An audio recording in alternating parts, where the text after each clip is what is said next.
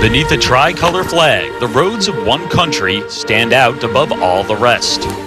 For here, myth becomes reality, and those who ride become immortalized.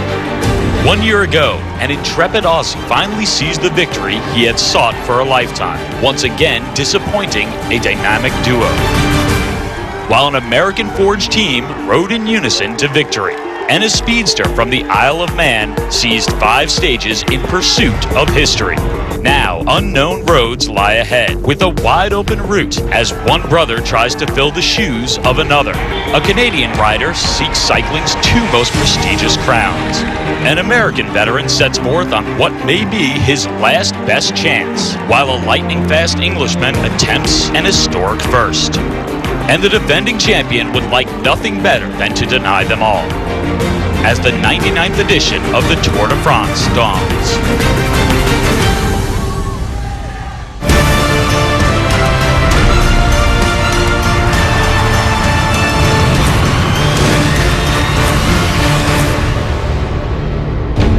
Every July, cycling's greatest assemble to contest the most prestigious race on Earth. And this year, with fewer mountains and more time trial mileage, their talents will be challenged in altogether different ways than in years past. For reigning champion Cadel Evans, the pressing matter is whether he can take advantage of the race route to top last year's magnificent achievement when he broke through to win cycling's most prestigious race at the age of 34. I think I'm as motivated for the 2012 Tour de France as I have been for any Tour de France. More time trialing kilometres will suit me. We know as a team we can win the Tour. Britain's Bradley Wiggins has showcased strong form in the Tour's key warm-up races. And with the race route seemingly tailor-made for his skills, he may be the pre-race favourite to unseat Evans. Yeah, just that self-belief now is, stronger than it's ever been. Yeah, I think if there's ever an opportunity to do it, it's better than it's ever been really for me now. Frank Schleck now faces the uphill task of leading Radio Shack Nissan, a team in turmoil. His brother Andy, finishing on the second step of the podium in Paris each of the past 3 years, was forced to withdraw in June due to a fractured pelvis sustained at the Tour de France warm-up race, the Critérium du Dauphiné. While team manager Johan Brunel will not attend the Tour due to the U.S. anti-doping agency investigation launched this month. While Canadian Ryder Hesjedal looks to succeed where many have failed, following up his Giro d'Italia win with one at the Tour. Amongst the Americans competing, Levi Leipheimer's combination of strong all-around riding and potent time trialing make him a dark horse to be reckoned with. While George Hincapie making his record-breaking 17th start in France and TJ Van Garderen making just his second, both hope to play a key role in Evans' title defense for Team BMC Racing. And Tyler Farrer of Garmin Barracuda seeks to foil Mark Cavendish, who has his sights set on a record number of stage victories. For each of them, the road leads back to 1 year ago. The saga of the 2011 Tour de France will not soon be forgotten by anyone who competed in it. From the outset, it was billed as the race of the decade, with a race route that challenged climbers like arch rivals Andy Schleck and Alberto Contador, with 4 beyond-category mountaintop finishes. But as always, cycling's greatest race had surprises in store for every rider. As the peloton began their quest on stage 1, the classics specialist Philippe Gilbert emerged to take the opening stage in the Vendée. Gilbert kicks again, the champion of Belgium has got it. But Gilbert's reign in yellow was short-lived, as on stage 2, Garmin impressively stamped their authority at the team time trial. We don't have the biggest budget, we don't have the biggest staff, but we have the most passionate people in cycling. And as a result, the man they call the God of Thunder, Thor Hushovd, donned yellow. The following day, the American team not only defended cycling's most prized jersey, they finally catapulted one of their own to a stage victory. This is going to be Tyler Farrer, big moment. Tyler Farrer gets it on the line. He made the W with his fingers here. That is for his great friend Walter Wayland, who died this year in that crash in the Tour of Italy. A moving moment for all. On stage 4, BMC Racing Team's Cadel Evans signaled he was in top form by beating out former champion Alberto Contador in a photo finish in Brittany. So I knew there would be one.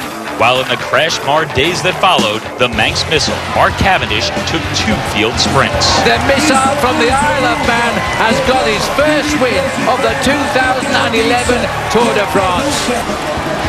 What's the left of the road? That's Greipel on the left of the road. Cavendish grips his teeth, but Cavendish gets it. The mayhem began on stage 6 when Levi Leipheimer slid down a guardrail and continued on stage 7 when a Peloton pileup sent home fellow American Chris Horner and Brit Bradley Wiggins. Stage 9 saw more incredible carnage and a breakaway group inflicted by a disastrous car crash. By the end of the turbulent stage, Khrushchev relinquished yellow. Luis Leon Sanchez seized the day, and the man just behind him, Thomas Voeckler, donned the yellow jersey. Coming up, the conclusion of the 2011 race. Cadel has taken up the captaincy of the Tour de France now. He's taken up all of the responsibility to go after Andy Schleck. Plus, Phil Liggett, Paul Sherwin, and Bob Roll weigh in on the road ahead, including their can't-miss jersey predictions. All ahead on the 2012 Tour de France preview show. The 2012 Tour de France is almost here. Daily live coverage begins June 30th at 8 a.m. Eastern with the prologue from Liège, Belgium, and continues throughout the month of July all the way to Paris, right here on the NBC Sports Network. Right now, let's continue our look back at the 2011 race. The much-anticipated mountain stages began in the Pyrenees in Stage 12, where the Schlecks repeatedly attacked on the ascent to Les Ardennes, showing that for the first time in years, Contador was vulnerable. Well, there's a move by Frank Schleck now. That is the 1-2. It was the dummy by Andy as Frank Schleck has made the move. Contador's been dropped. The champion is losing more seconds on his own playground now. And Spaniard Sammy Sanchez was cheered to victory by the Basque crowd. On Stage 14's 10-mile ascent to Plateau de Bay, the Schlecks once again were on the offensive. But even as Frank Schleck closed the gap on Thomas Voeckler, the Frenchman improbably left the Pyrenees in yellow. On Stage 18, the Peloton set out for the highest altitude finish in Tour history, and Andy Schleck attempted a daring breakaway on the second climb of the day, finally breaking Contador in the process. But as Schleck surged ahead towards victory, Cadel Evans paced an elite group to contain the damage. Well, Cadel has taken up the captaincy of the Tour de France now. He's taken up all of the responsibility to go after Andy Schleck. Stage 19 headed for Alpe d'Huez, and while the Schleck brothers could not shake loose Cadel Evans, Andy did finally wrest control of the yellow jersey from Thomas Voeckler, setting up the ultimate race of truth in Grenoble as Cadel Evans entered the day with a 57-second deficit to Schleck. This is the winning ride of the Tour de France. Bet your boots on it as Cadel Evans of Australia makes history today. With a new man in yellow, the Peloton arrived for its grand finale in Paris. The stage belonged to Cavendish, who incredibly won his 5th stage. Mark Cavendish gets win number 3 on the Champs-Élysées. But the overall race belonged to Evans, while the fraternal duo of Andy and Frank Schleck once again fell short of the top step of the podium. For Team Garmin, early success and remarkable consistency resulted in a united stand as the top overall team on the Champs-Élysées. For a final thought on 2011 and its ramifications for 2012, here's Paul Sherwin. The 2011 edition of the Tour brought mammoth mountains and painful crashes, leading to a drama and intrigue that carried right the way through to the final time trial. This year, for while the Tour will attack the mountains, it forgoes some of the traditional mountaintop finishes, such as Alpe d'Huez and Les Ardennes, for unfamiliar challenges such as La Planche des Belles Filles in the Jura, La Toussuire in the Alps, and Les Perigoudes in the Pyrenees.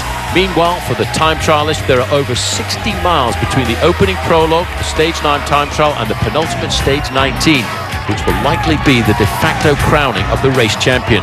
All told, this results in the most timed mileage seen since 2007. It's definitely not going to be easy, especially if you have in mind that The people who have put together the course haven't been thinking a lot about us. On paper, in theory, let's say, more time trialling kilometres will suit me. You bring other riders into the mix, and someone like America's Levi Leipheimer, for example, can make up a lot of time in the second half of the Tour de France in the time trials. England's Bradley Wiggins as well has similar strengths. This will force the overall contenders not skilled in the race against the watch to find innovative ways to gain time. Perhaps some aggressive tactics on some of the alternative terrains, like the rough roads of the northern part of France, included in Stage 3, or the windy stages in southern France, like Stage 13. But aggressive racing can also be dangerous, as was demonstrated last year. In short, expect the unexpected, and beware that on any day there could be an opportunity to win or lose the entire race. The Prologue, presented by Cannondale. Over the last 10 editions, France's greatest race has had a distinctly international flavor at the start, including departures from Luxembourg, Belgium, England, Monaco, and the Netherlands. And now, 8 years after the race last started in Belgium, it returns to Liège, where Fabien Cancellara won his first ever stage, besting Lance Armstrong for the Prologue win. This year, we may again witness a two-man battle. This time, Fabien Cancellara is the veteran, and it is Tony Martin looking to take him down. Tony Martin and Fabien Cancellara are the two best in the world. It's always a nice fight. We both are the best time trialers. Tony Martin definitely was the best time trialist throughout last year. It's the best time for Tony Martin, and that is going to take some beating. I think Fabien has some revenge there to take. The prologue is something short, is something different. A prologue with 6 kilometers is not a time trial with 20k. Yeah, for sure I'm looking for the prologue, but the fight will go on. I came to Liège in 2004 as an underdog. Here is the winner. Oh. Here is the new yellow jersey. Bang. Beat them all and won by 2 seconds, and it was an amazing, special day. It's sport and you can't win every race. It's not a personal thing between us, it's just about the sports. One man who would love to spoil the Martin-Cancellara matchup is Salt Lake City, Utah's Dave Zabriskie, who won the opening time trial in 2005 and wore the race leader's yellow jersey on the road as a result. This man, in his first Tour de France, the very first day, he's got the maillot jaune, and that is going to be remembered by him for the rest of his life. Looking back on the yellow jersey, I look back on it as a stressful event in my life. I wasn't prepared for that at all, or just the media attention that I would get back then. It turned out to be just a pretty stressful thing for me. If it was to happen again, I'd probably be more relaxed. With the Tour de France having an opening time trial this year, I think there's always a chance that I could get yellow again. Stage 1, presented by Cannondale. The 2012 Tour hits the open road on July the 1st. Beginning in Liège, the riders will head into the Ardennes on a circular route over hilly terrain, finishing in Seraing. Tour legend Miguel Indurain went on an epic breakaway over these same roads in 1995. And while beaten in the sprint by a young Johan Brunel, now the director for Radio Shack Nissan, he would go on to win his 5th Tour title. While similar heroics might be too much to expect, much like last year's opening day, there will be a sting in the tail. Gilbert kicks again, the champion of Belgium has got it, but there's no doubt the first maillot jaune will go to Philippe Gilbert. Stage 1 of the Tour this season, it will be nice finish for me. I will have for sure a lot of motivation for this stage, and I know also it's maybe possible to have the yellow again. Belgian Philippe Gilbert will again be the favorite, but watch out for Peter Sagan, the 22-year-old Slovakian who thoroughly dominated the sprints at both the Amgen Tour of California and the final Tour de France tune-up race, the Tour of Switzerland. For more, here's Bob Roll. As they come up towards the line, Peter Sagan is going to get it. Can you believe that?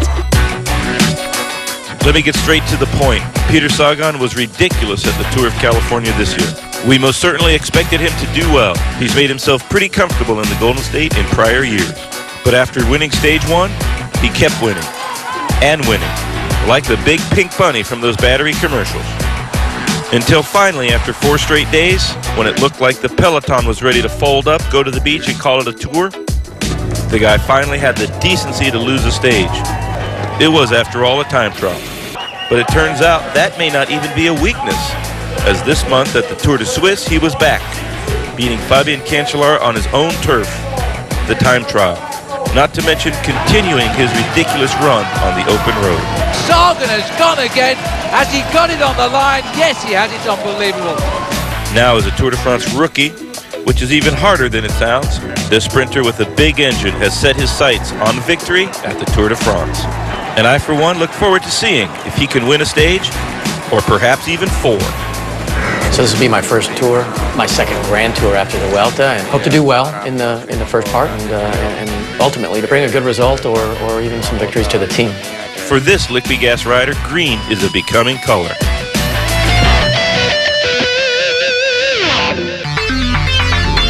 One great aspect of cycling is the race within the race for the specialised jerseys, including the Maillot Vert or green jersey, coveted by the fastest men on 2 wheels. And any conversation about the green jersey should begin with Mark Cavendish, who won the competition last year and has run 20 stages over the past 4. Last year, the Tour de France added a wrinkle to the points competition, shifting from the 3 sprints per stage to just 1, a change which may have helped Cav's quest. Whether he can repeat his win is certainly in doubt, as his new Team Sky will not be fully devoted to his quest because of his teammate Bradley Wiggins, who has the designs on the overall title. Expect strong competition from the German Andre Greipel, as well as the American Tyler Farrar.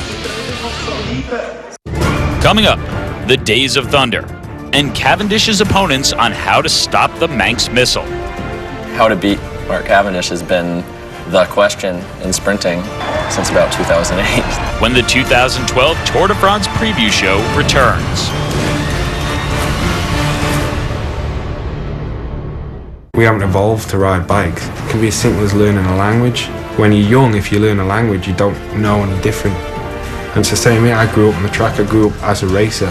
Whether I was racing with friends, whether I was racing, I grew up racing. I still learning. I still make mistakes. But if you can visualize, if you can repeat what's gone wrong in your mind, then eventually you don't have to think about it. You know about it. So we have entered the playground of the sprinters. And during stages 2 through 6, we should have a chance to witness the thundering herd that is a Tour de France field sprint. And over the past 4 years, no man has dominated these roads like 27-year-old Mark Cavendish. He'll never be as fast as Mark Cavendish, try as they might. He gets his 5th stage win of the Tour de France. I don't feel responsibility or pressure. I haven't known anything different since I turned professional. I've always been expected to win bike races, and as I progressed, I just got bigger and bigger bike races, Cav comes through in Copenhagen! That's incredible. World Champs jersey starting a new season. Best form I've been in since I turned professional, and with a group of exceptional people. Couldn't be better. Having Mark around with, for me anyway, it's just a 24-hour laugh with him really, and it's you can't really buy that kind of spirit within the team really. I'm quite lucky because I'm a bit of a control freak. I like to be in control of everything I do, and that means my work. That means I have to know exactly where I am at what point before a race, so I can pretty much guarantee if I'm going to win a race or not, Mark Cavendish is going to burst for the line. The Manx missile is back. Very emotional guy. It all came out today in Montargis. It's hard to even get in real life how you feel. You can go through one Grand Tour, Tour de France, the amount of different emotions you feel, and you feel it with the same people. It's something that can't be replicated. Is what makes cycling so special.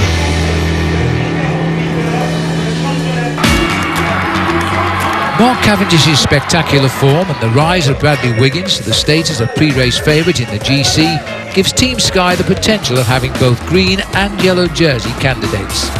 Not since the powerhouse team Deutsche Telekom of 1997, which starred both Jan Ullrich and Eric Zabel, has a Tour de France team accomplished this feat, and for good reason. It takes tremendous team resources to control a sprint finish and to control the overall race, ensuring your leader's position. And rarely does a team have enough strong domestics and lieutenants to do both jobs. So monitor Team Sky closely on the road to see how they support their 2 leaders. and know that as much as Sky would like green, if the maillot jaune is in contention, one colour always trumps the rest. Since 2008, Mark Cavendish has won 20 stages, which has put him in some rarefied company. And while it is very unlikely he will catch Eddie Merckx or Bernard Hinault during this tour, he should surpass Lance Armstrong on the all-time stage winner list.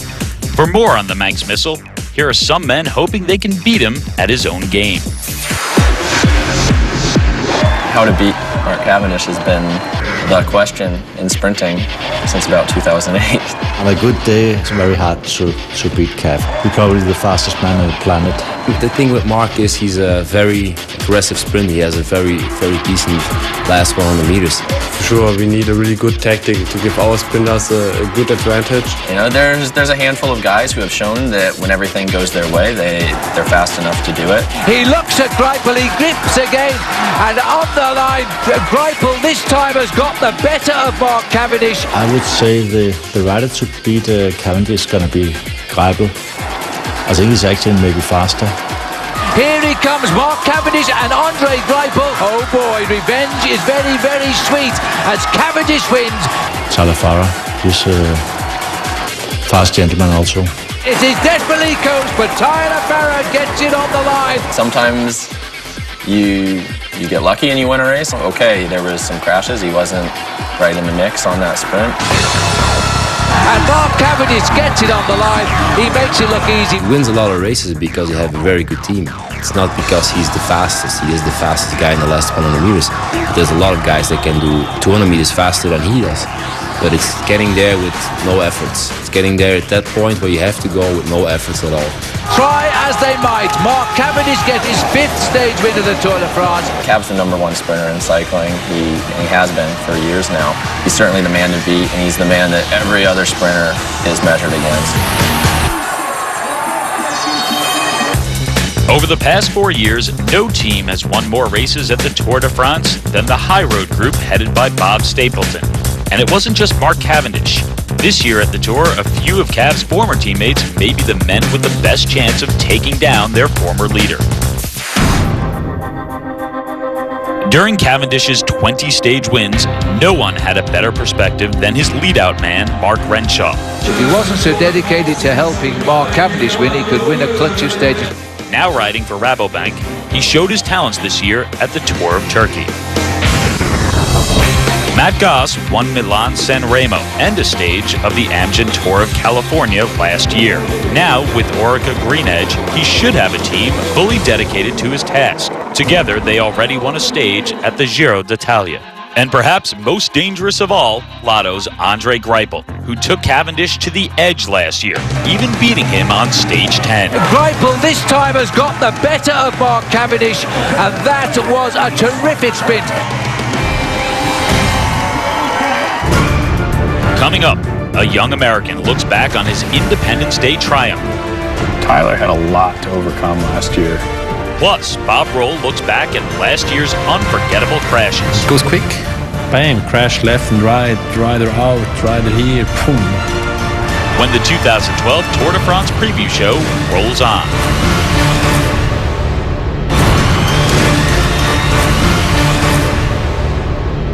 Once again, a host of Americans are scheduled to head across the pond in search of glory, including veterans like George Hincapie and Levi Leipheimer, as well as young guns like TJ Van Garderen and Timmy Duggan. One rider who knows a little bit about glory is Tyler Farrar, after his emotional win last year on Independence Day. It was a pretty rough patch when Wouter passed away. It's not something, you wish anyone to have to go through. Tyler had a lot to overcome last year. Wouter and I were really good friends. We were the same age, so we came up racing against each other, through the juniors, through the under-23s, through the pros. It was losing a best friend. The fact he even started the Tour de France was incredible. Getting back on the bike for me was kind of part of the healing process, and it wasn't always easy, but I think it was the best thing I could do. fact that he came through and won on the 4th of July for an American team, you really can't get any better than that. As they race for the line, it is desperately coached, but Tyler Farrar gets it. He made the W with his fingers here, and that is for the man, his great friend Walter Vaillant, who died this year in that crash in the Tour of Italy. The first time I saw Wouter's dad, after everything that happened, he said, win a stage for Wouter in the Tour. Winning a stage in the Tour is something I've dreamed about since I was a kid, something I've worked really hard for years now. Having that victory come on the 4th was kind of the icing on the cake. 2011 demonstrated that he's a very strong person, and that's the kind of guy I like to have around. Winning a stage in the Tour is about as hard as it gets in cycling, so it was really great to get one, but you're never satisfied. 2012, the spotlight's a little bit off Tyler. That's good, because when he wins, he often wins when you least expect it. That was a massive pile-up. A number of riders going down like a deck of cards. There's another crash here. Just looking here at the chaos. Crashes are an inevitable part of the Tour de France. And 2011 proved to be an even more painful year than usual for many riders. It goes quick. Bam, crash left and right, rider out, rider here, boom. Everyone is nervous the first few days. Position fight, sprinters fighting, leaders from the team are fighting. You can't avoid that. Anything can happen around any corner of the Tour de France. Everybody knows how stressful it is. Everybody's fresh, everybody's taking big risks. And it seems like there's always been bad crashes in the first week.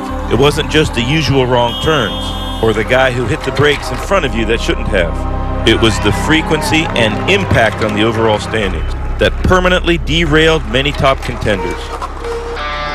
On stage number 6, Levi Leipheimer surfed a guardrail. I knew there would be one. And went down hard. But maybe the resident of California has ridden waves before because he somehow recovered and finished the stage. On stage 7, Chris Horner wasn't so lucky or so happy, but who can remember? But I finished? Yes. Yeah, right. Finished. Okay. I don't understand, but... Or Bradley Wiggins, who, as the Brits might say, suffered more than a flesh wound. So guys, it's over for Bradley, okay? He's got a broken collarbone, I think. On stage 9, much of the peloton slid around a corner, with many landing in a ditch.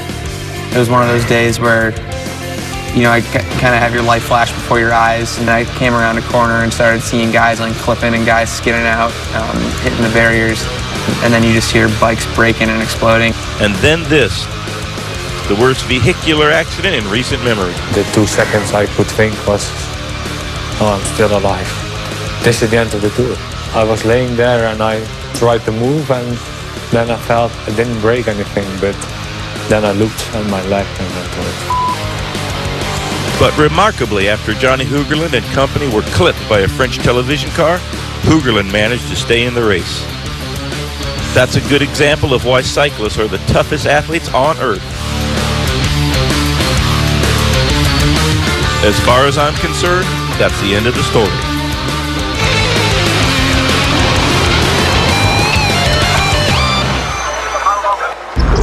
After that horrific exit from the Tour de France in 2011, the bad luck continued for American Chris Horner. Looking forward to Colorado.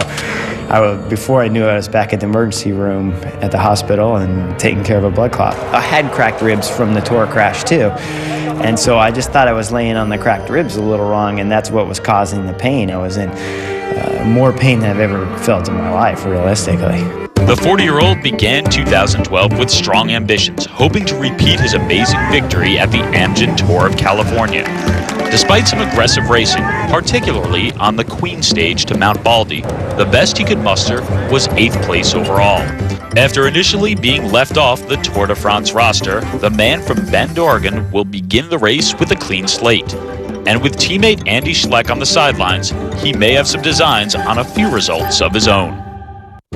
Coming up, the ski area where the general classification battle will commence. This is a stage where the Tour de France will start in earnest. This is where the contenders will look to show themselves for the first time. When the 2012 Tour de France preview show continues.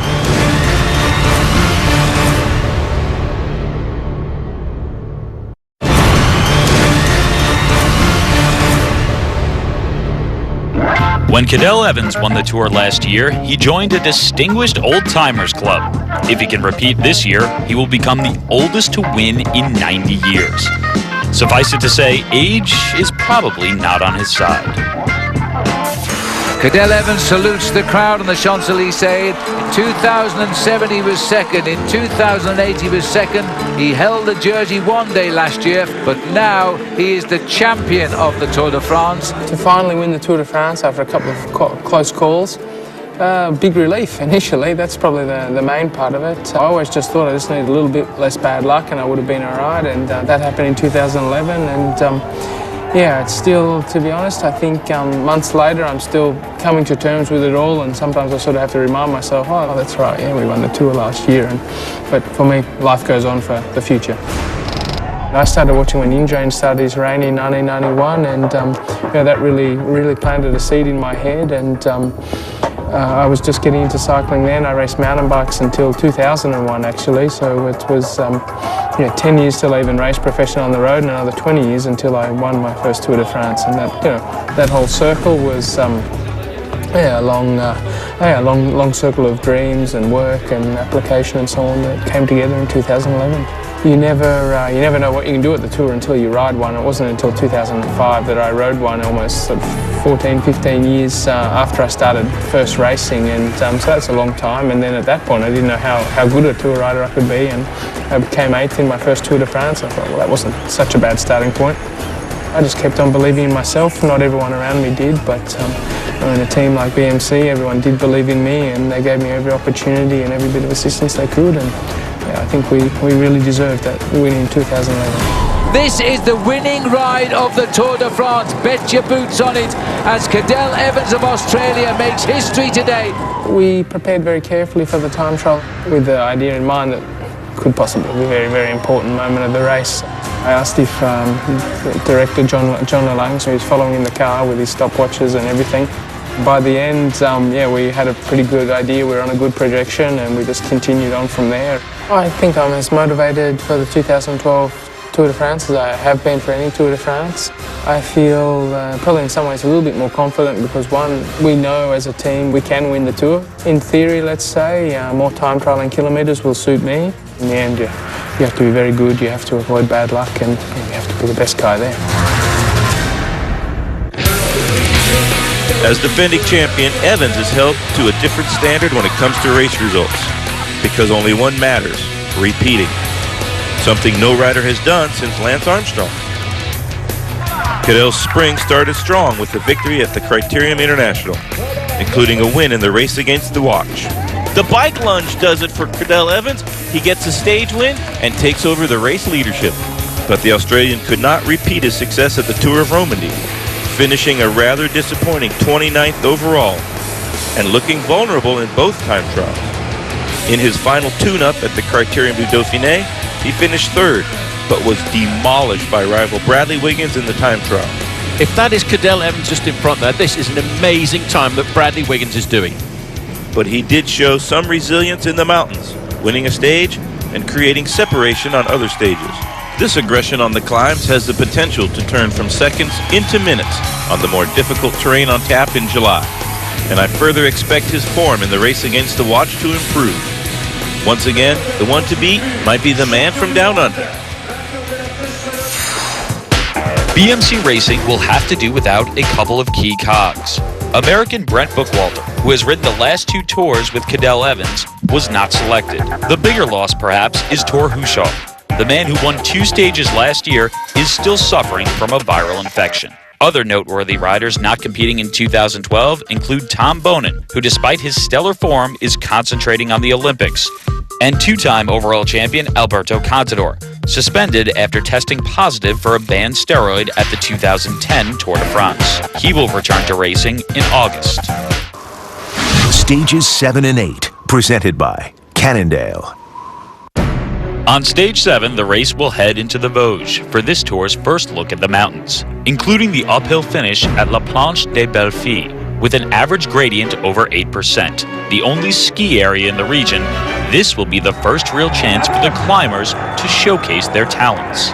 The information I have on it is that it's steep. It's between 6 and 7 kilometers long. This is a stage where the Tour de France will start in earnest. This is where the contenders will look to show themselves for the first time. On the next day, stage 8, the riders will tackle the Jura, with 6 cols in succession en route from France into Switzerland, designed to encourage attacks, including the final Category 1 climb, the Col de la Croix, located just 10 miles from the finish. These 2 stages that you can see live on NBC have the potential to turn the overall standings upside down. Coming up, a preview of the route's initial race of truth. Well, do my eyes deceive me, or right on the next horizon, could that be Cadel Evans? If that's the case, and Bradley Wiggins is on a storming ride. Plus, Paul Sherwin on how the warm-up races may point to victory for one man, as the 2012 Tour de France preview show continues.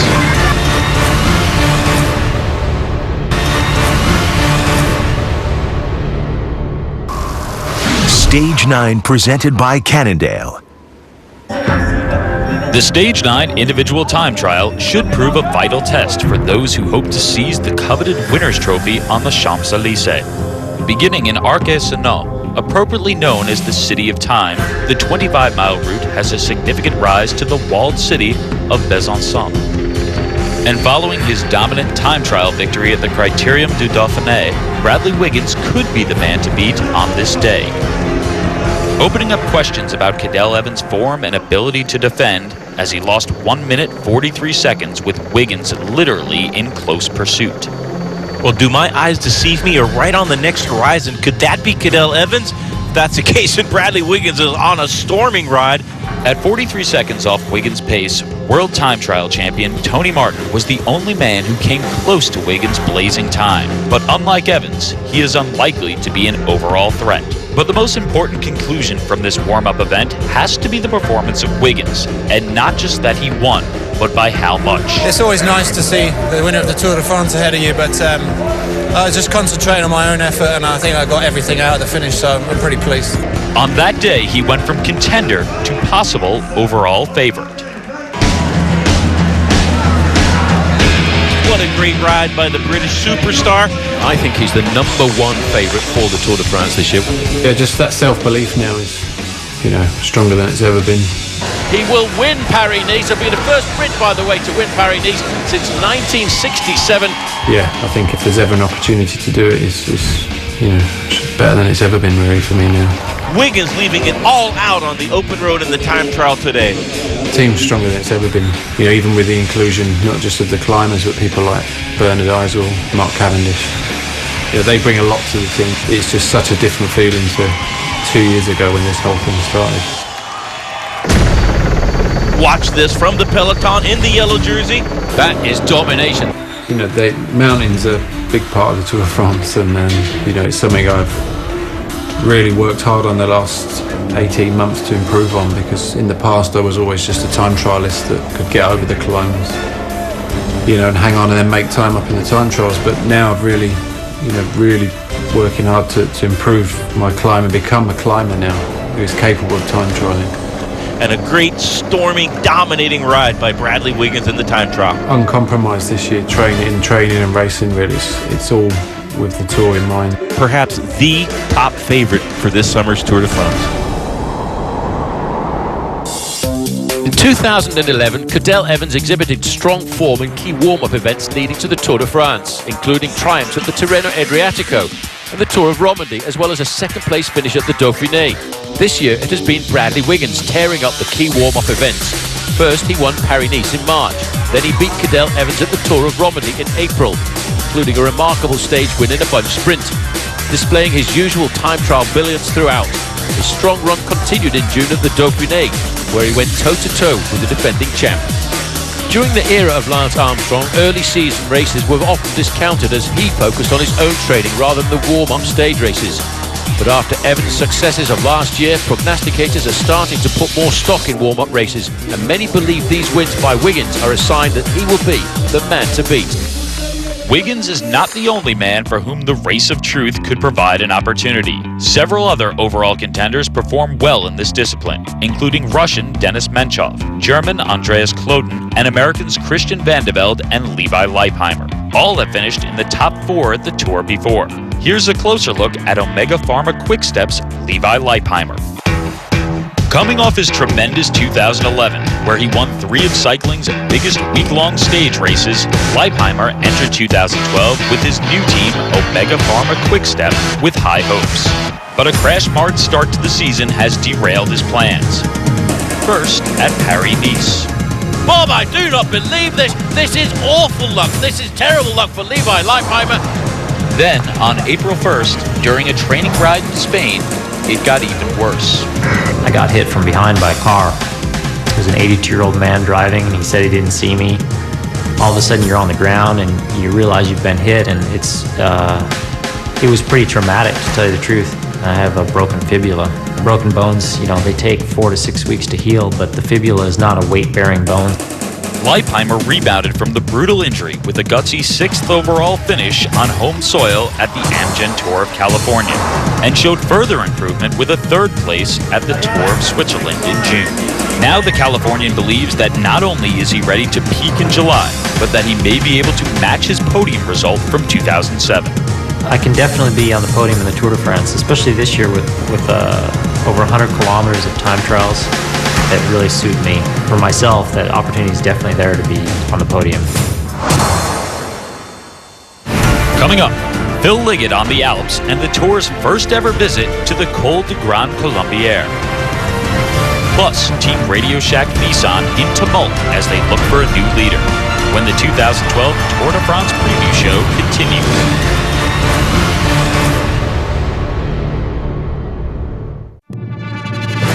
Fans, the Nissan Ultimate Access Sweepstakes continues with the 3rd grand prize, which includes a trip or 2 to this year's USA Pro Cycling Challenge in Colorado. You'll also get inside access to Team Radio Shack Nissan. All you need to do is go to nbcsports.com/ultimate access to register. Enter the code word COLO, that's C-O-L-O, to join. Congratulations to James O'Toole from Pittsburgh, Pennsylvania, the first winner of the Nissan Ultimate Sweepstakes Challenge, who got to enjoy a day with the Radio Shack Nissan cycling team at the Amgen Tour of California. In May, nearly 2 years after his contentious and controversial battle with Alberto Contador, Andy Schleck was awarded the 2010 Tour de France title, following Contador's disqualification for trace amounts of a banned steroid. Despite being crowned champion, Schleck made it clear that he intends to one day hold the trophy on the Champs-Élysées. But it will not be this year, as the injury he sustained at the Dauphiné will keep him out of competition, leaving his team Radio Shack Nissan with more questions than answers for the upcoming tour. The union between the brothers Schleck and Johan Bruneel began with high expectations from all parties. He was, for me, the guy who had the most experience and the most knowledge, and the guy who knows how to win a tour. I would hope that we can use that strength of a team in order to put our rivals in danger. Well, definitely I don't have to really introduce Johan.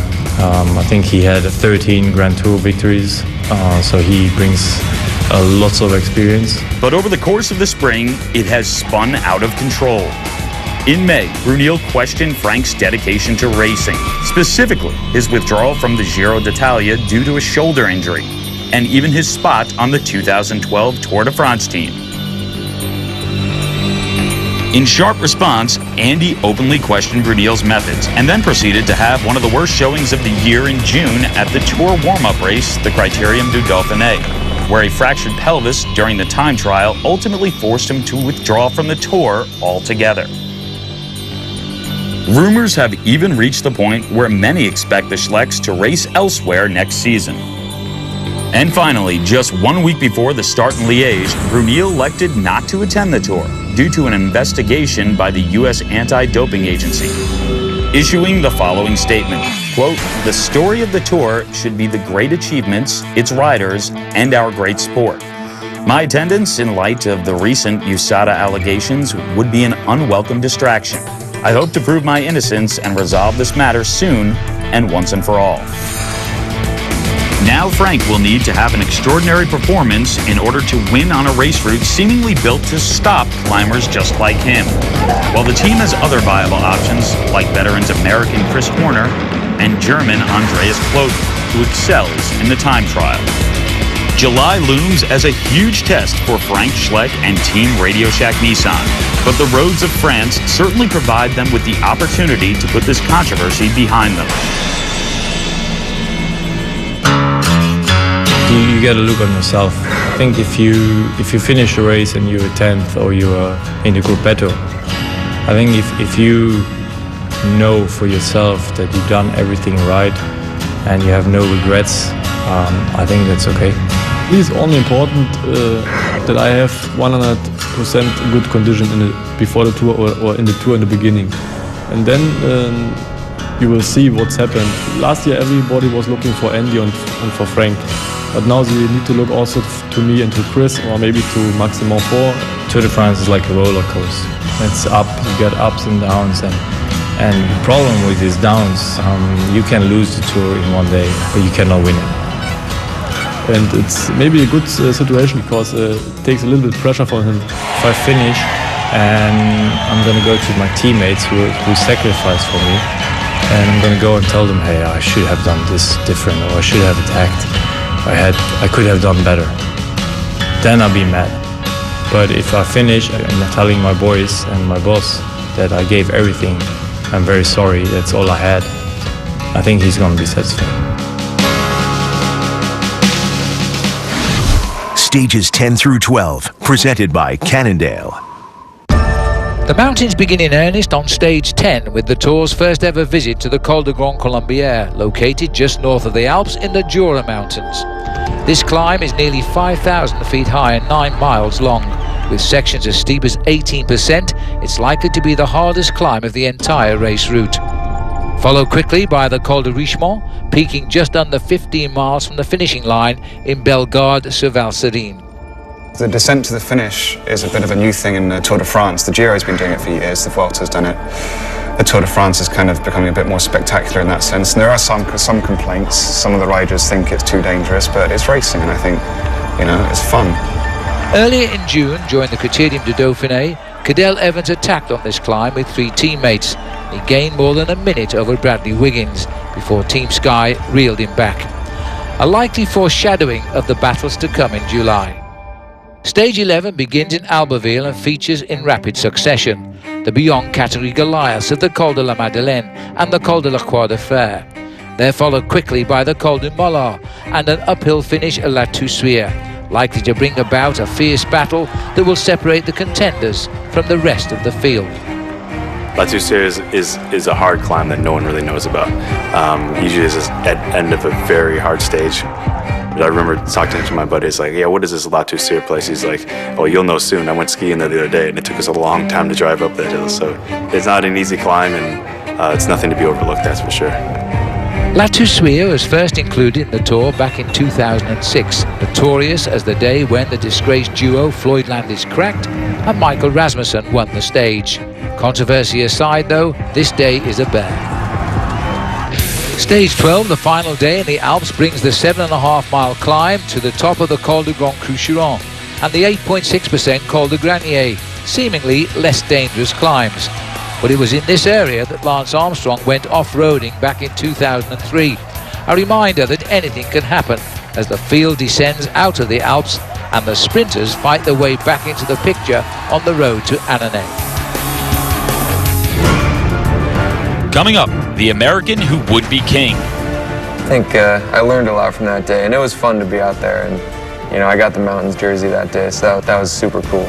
Plus, Team Garmin Barracuda's renewed quest for victory as the 2012 Tour de France preview show rolls on.